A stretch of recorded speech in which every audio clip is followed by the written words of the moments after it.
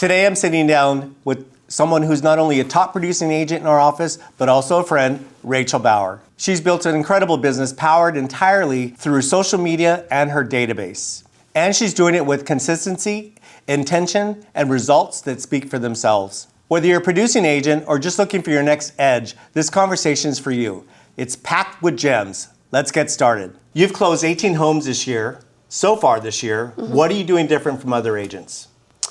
I don't know. I always say that I'm playing like the long game kind of thing. So for me, all of my like stuff that I do with my database or how I reach out is all about the long game, and it's not short term. And I find that there are a lot of agents, specifically right now when the market's a little wonky, that get a little bit of the commission breath kind of thing. And they go for like short-term gains. And so I think that's the main thing, is stuff that I'm doing is what I usually always do. So I've retained these people and I've communicated with these people so they know, like, and trust me for years. And that's who I work with, or they're all by referral. Right, yeah. Referral and social media, right? Yeah. That's fantastic. And so you see a lot of agents that just go for the quick commission and they don't build their database. Right. Also is what I'm hearing. Is that correct? Right. And or like they don't see the value in providing a resource for them that doesn't necessarily result in a close right away. Right. So I often go on a lot of listing appointments that are people that know and trust me, and they want me to come to their house, not because they're selling their house right now, but because they're selling their house next year. And I did a lot of that last year. So we're seeing that, it comes around the following year. So just being a resource for people, regardless of their time frame, is super important. I agree 100% because I think I see a lot of agents that will go get into the business and they just go for the close. Yeah. And if it doesn't happen for them right away, they just move on to something else without nurturing that relationship. Yeah, and I think Gary Keller, he does the oscillating line of people buy and sell at like the troughs and the peaks. Right. But too many agents think that this is an oscillating line whose frequency remains the same, and it doesn't. It varies. Somebody dies or gets married or has babies or whatever, and instead of doing the normal, peak, the peak is down here. And so if you only show up at your peak and your trough of your clients, as opposed to just always being a resource for them, you're going to miss the opportunity. So, right. Yeah. Very good. Thank you. Perfect. Okay. If you had to grow your business from scratch with zero budget, what's the first move you'd make? Social media. Okay, there you have it. Social media. I would tour every single house I could. Okay. Only not of like, I would pick who my people are. Am I going for first-time home buyers? If that's the case, then I would just tour first-time home buyer type homes and figure out what are all the new builds in the area, what are they offering, what are the incentives. I would do a lot of that. If I was, targeting the luxury market, I would only tour luxury homes. That's all I'd do. I mean, it's free, and you can communicate with people. Like they say, when you don't have the money, you have the time. Mm-hmm. So go learn everything you can. You can about the market. Yeah, everything you can. Know all the numbers. Don't just, You also said something right now that holds true. Identify who you're going to go after. Mm-hmm. So your client avatar. Yeah. Right? Who know what markets you're going to cater to or hone in on. Yeah. Like for example, in my social media. No, it's not that it's not important, but I don't talk about how to improve your credit or anything like that, because my avatar has great credit. Right. You just have to figure out what it is and then provide a value to them. To them in that direction. Mm-hmm. And it's free. And be consistent. That's the number one. That's the main thing. I think that's the main thing, right? So what's one mistake you see other producing agents make over and over? I think it's not creating a business that is run like a business. I think it's, just chasing one lead and then following that lead through. And it's just that, the cycle, what they joke about an agent being on a roller coaster ride. Right. And it's not like creating the system. If you've done it, if you have to do it more than once, there should be a system in place for it. And so often I tell a lot of agents where I'm like, you want to have that system in place. And their response is usually, well, I don't have a ton of business, so I can do it all myself. But that's not your goal. So set up the infrastructure for a large business. run it like that, and eventually when you get there, you like naturally take stride and Right. you can like explode as opposed to being, like restricted. So whether you're new and just starting out, it is important not just to go for the leads, but at the same time build your systems around what you're doing, aka infrastructure. Correct? Yeah, 100%. Perfect. Okay, so what's one system or habit that made the biggest difference in your number this year? That made the biggest difference in my number this year. Oh, okay. Well, I know this is really cheesy and so like cliche, but it's my journal that I have in the morning. It's a gratitude journal. Right. It's that one where it's like 3 things I'm grateful for, 3 things that would make today great, and then your affirmations. Right. And for me, that's huge, especially in a market like this, because I do like 96% of mine and Diane's business is done by referral. So that can be tricky and tough. Yeah. Because you don't have as much, it's not like you're cold calling and doing like outbound as much. And so in a business like this, it's very easy to get in your own mind and to get down and start comparing and doing all these things.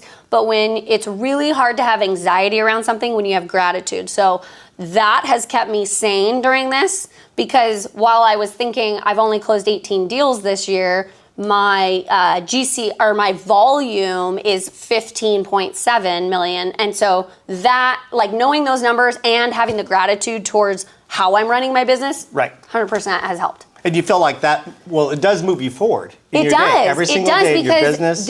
We have a job where you don't have to get up if you don't want to. You don't, like you could let yourself hate this job, or you can work towards liking it and creating a business you love. And I've always been very stubborn about like, I only want to run a referral business. Right. So I have to get my mind right in order to do that. Right. Yeah. It is true. Like all the gurus say, you need to have a morning routine, and you have to have gratitude every single morning, right?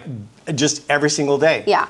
You have to have whatever's going to move you forward in your business, whether it's working out or whether it's my gratitude journal and working out, because working out makes me feel like strong, which helps in all aspects, like being a mom and and real estate and everything. It just Perfect. Love that. Okay, so what's something about your success that people don't see on social media?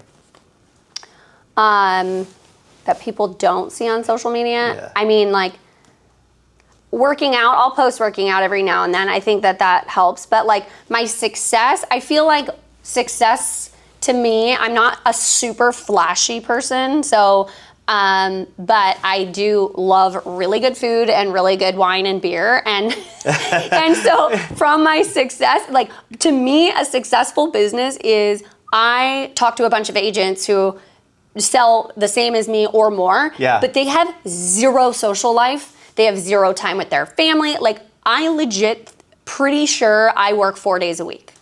I'm pretty sure I do. Like every now and then I'm working at 11 p.m., but I have that flexibility, and every week I'm with my family. Every week I'm with our friends. We always do some get together. So I would like to say I have a very healthy balance, which I think a lot of people cannot say that they have.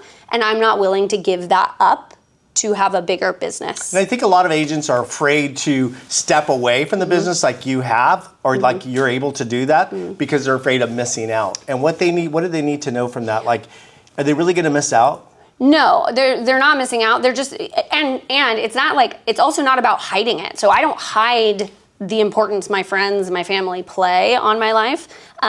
I think I think you're creating this world, so my world is all on social media, which can make people worried at times, because they're like, oh my God, what if somebody sees you're doing this and you're not working? That's fine, because I'm also very transparent with my clients and they know how hard I work. So often when I am worried about something, I hear my clients say, oh my gosh, you need to take a break. Please don't call me. Do not attempt to call me. Enjoy your time. Yeah. And when you set it up like that, and when you run systems, when you're in the business, you're all in. They feel comfortable with you being all out. But people that are kind of doing this like half-assed, sorry I said that, half-assed like thing, like little dance, it doesn't make them feel comfortable. Right. Right? Right, because they see you all over the place, right? Yeah, and they know that I have my systems. So if I'm away, my systems are running and things are being handled.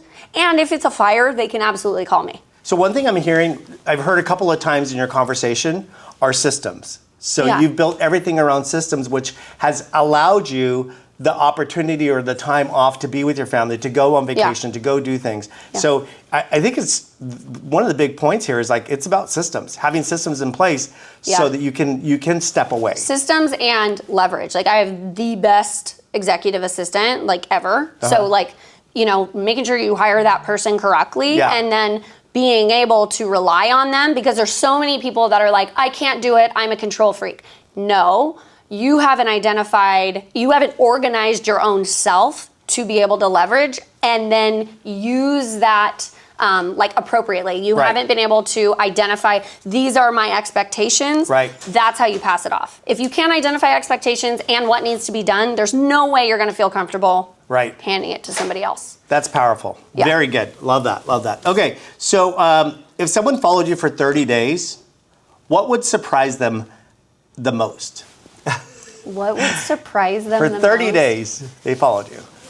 I feel like I have like the energy of like the Energizer Bunny, and like so people always laugh because I'm like I only want my kids to have homemade meals, pretty much. Yeah. So I get up early, work out, get the kids to school. I feel like I shove more in a 24-hour span than most, just because. Sometimes I have the energy, sometimes I don't. Right. But it's just, I'm too stubborn because I feel like that's how it's supposed to be. So it's going to get done. Right. So even if I don't want to make a homemade meal, I'm making a homemade meal because in my mind, it's the only way to do it. So and it's not right. It's just if somebody followed me for 30 days, they'd be like, do you ever just relax? Or just late, nope. If we have a free weekend, we're filling it up. We got things to do. Like That's awesome. Yeah. That's awesome. Because I know you like gardening too, right? I like gardening. I mean, I like everything. You like That's everything. my problem. I love to work out. I love to hike. I love to travel. We love food. I mean, like, you know, I want to fill my days. That's awesome. That's awesome. That's awesome. And then what's one thing that made you feel like a real business owner instead of just an agent? So what's one thing that made you feel like that? I think once When did you start to realize that you're like, I'm a real business owner?